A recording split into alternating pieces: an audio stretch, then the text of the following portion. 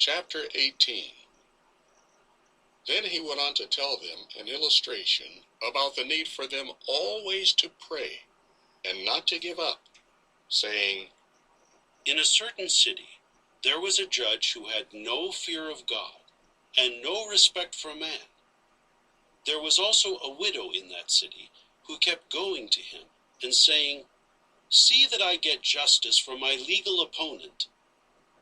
Well, for a while he was unwilling, but afterward he said to himself, Although I do not fear God or respect any man, because this widow keeps making me trouble, I will see that she gets justice, so that she will not keep coming and wearing me out with her demand.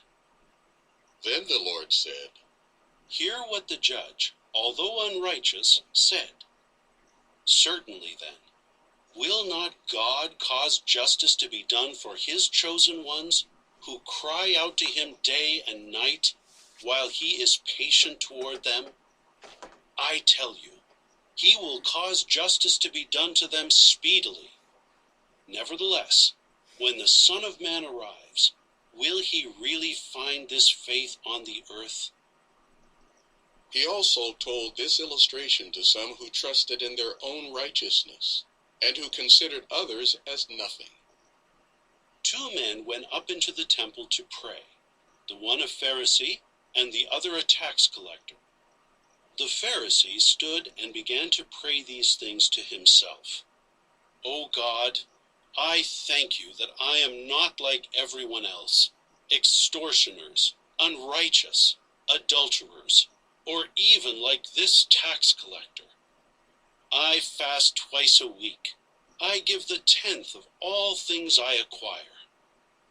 But the tax collector, standing at a distance, was not willing even to raise his eyes heavenward, but kept beating his chest, saying, O God, be gracious to me, a sinner.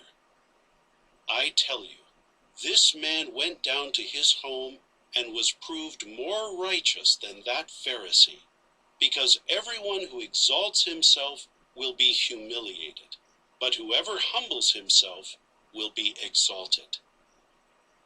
Now people were also bringing him their infants, for him to touch them. But on seeing this, the disciples began to reprimand them. However, Jesus called the infants to him, saying, Let the young children come to me, and do not try to stop them, for the kingdom of God belongs to such ones. Truly I say to you, whoever does not receive the kingdom of God like a young child will by no means enter into it.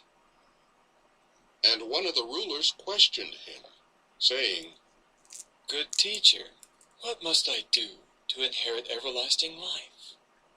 Jesus said to him, Why do you call me good? Nobody is good except one, God. You know the commandments. Do not commit adultery. Do not murder. Do not steal. Do not bear false witness. Honor your father and your mother. Then he said, All of these I have kept from youth on. After hearing that, Jesus said to him, There is still one thing lacking about you.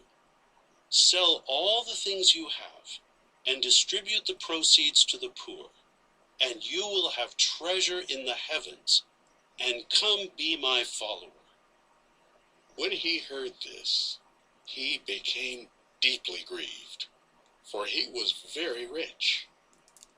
Jesus looked at him and said, How difficult it will be for those having money to make their way into the kingdom of God. It is easier, in fact, for a camel to get through the eye of a sewing needle than for a rich man to enter the kingdom of God. Those who heard this said, Who possibly can be saved?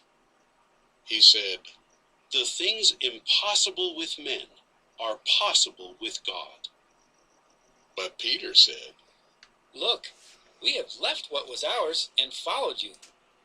He said to them, Truly I say to you, there is no one who has left house or wife or brothers, or parents, or children for the sake of the kingdom of God, who will not get many times more in this period of time, and in the coming system of things, everlasting life.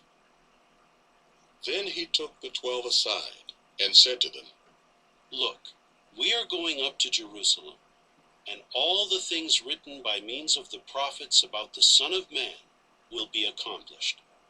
For instance, he will be handed over to men of the nations, and will be mocked, and treated insolently, and spat on. And after scourging him, they will kill him, but on the third day he will rise. However, they did not get the meaning of any of these things, for these words were hidden from them, and they did not understand the things said. Now as Jesus was getting near to Jericho, a blind man was sitting beside the road, begging. Because he heard a crowd passing by, he began to inquire what was going on. They reported to him. Jesus the Nazarene is passing by. At that he cried out, Jesus, Son of David, have mercy on me. And those who were in front began rebuking him, telling him to keep quiet. But all the more he kept shouting, Son of David, have mercy on me. Then Jesus stopped and commanded that the man be brought to him. After he came near, Jesus asked him, What do you want me to do for you? He said, Lord, let me recover my sight. So Jesus said to him, Recover your sight. Your faith has made you well. And instantly he recovered his sight, and he began to follow him, glorifying God. Also, at seeing it, all the people gave praise to God. Chapter